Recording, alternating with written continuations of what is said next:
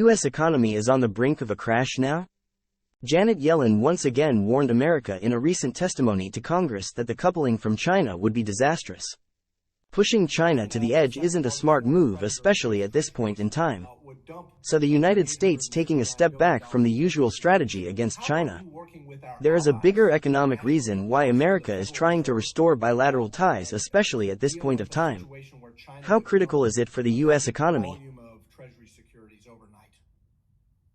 So we are not engaging in specific exercises to address such a risk, but the United States, the National Security Council, is certainly concerned. The truth is because the United States doesn't want China to dump their U.S. Treasury bonds any further. They have been jumping for almost 12 months straight.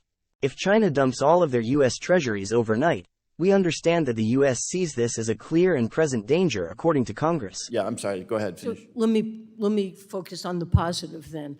I think we gain and China gain from trade and investment that is as open as possible, and it would be disastrous for us to attempt to decouple from China. De-risk, yes. Decouple, absolutely not. What would be the effect on In response to sanctions against a Chinese scenario of a Taiwan invasion was that China, the second largest foreign creditor of U.S. treasuries, would dump their $859 billion in treasury securities, because it's all about timing now. In normal times, China dumping U.S. treasuries will hurt their own economy more, but in today's most diverse of possibilities, we are now in the eye of a perfect storm for the United States. At the same time, we have the dollarization happening and a situation of high interest rates, banking collapsing that's struggling to crash the economy, and these are going to collide with each other now, according to Congress. So, Americans' crazy amount of national debt within the U.S. economy is so vulnerable to a Chinese dump at this point in time. It will create huge liquidity problems all of a sudden.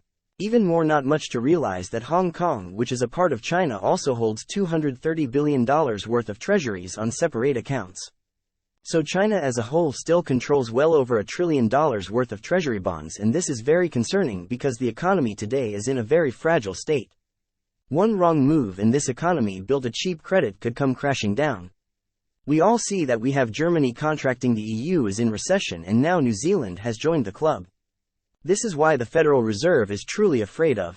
They are still trying hard to stick a soft landing while attempting to crush inflation, and there's a reason why he did the rate pause in June instead of hiking rates even further, because inflation is actually still persistently high.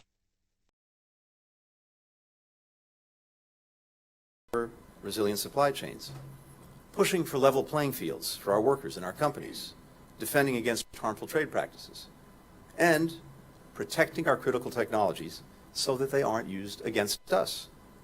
I made clear that we'll continue to take targeted actions that are necessary. Now we barely see that America really can't rely on global consumption anymore.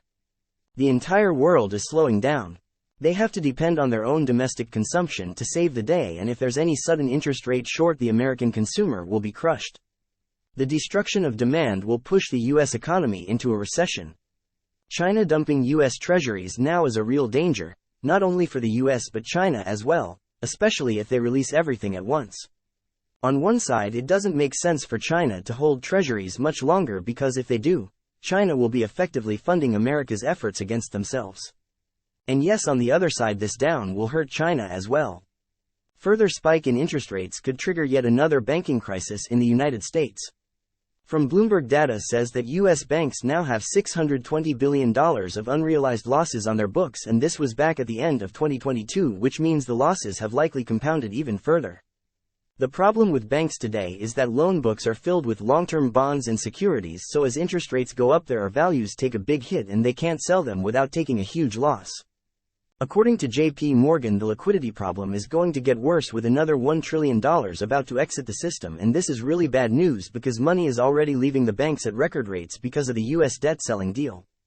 From the recent U.S. debt ceiling drama, Janet Yellen has to issue over $1 trillion worth of more treasuries to keep the U.S. government functioning, and this move threatens to suck even more money out of the financial system.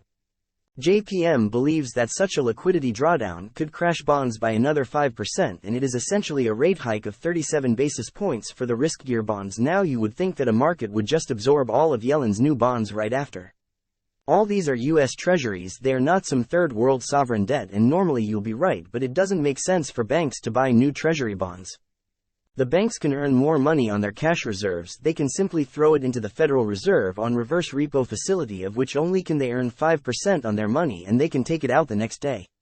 So it is as good as instant liquidity, and that is what these institutions need right now. So we can imagine if China dumps their Treasury holdings at the same time when the US Treasury is trying hard to issue and sell another $1 trillion, as Janet Yellen trying hard to run federal budget after the debt ceiling drama. This could flood the market with tons of bonds and spike yields higher, which could trigger another banking crisis for sure. Depositors will all run to money market funds to earn a higher return. That the US government is really worried about the timing of such a dump couldn't be any worse now. The real danger, because it will take down not only US economy, but China as well. For sure this could crush the US economy into recession, but it will also hurt China's recovery and their own industries. But if push comes along to show off, and if things suddenly escalate at once, it's like a financial nuclear disaster. And this is why Yellow is warning Congress not to decouple with China or face a big disaster, cause she knows if you push China too far there could be big economic consequences. China might hurt itself, but the United States will suffer more, especially within highly leveraged economy right now. So by sending Blinken to China, America already take a step back and do not push any further by suppressing China. They try to normalize relations because their own economy is extremely fragile today, but that is on the table. In reality, we never know what would happen next within the world economy in this such a problematic economic and geopolitical issues continue to escalate further. The meetings that we had, I thought, were very candid, very in-depth, and in places constructive. And in other places, we have a lot more work to do. Thank you. Thank you. Thank you. Stopped the downward spiral.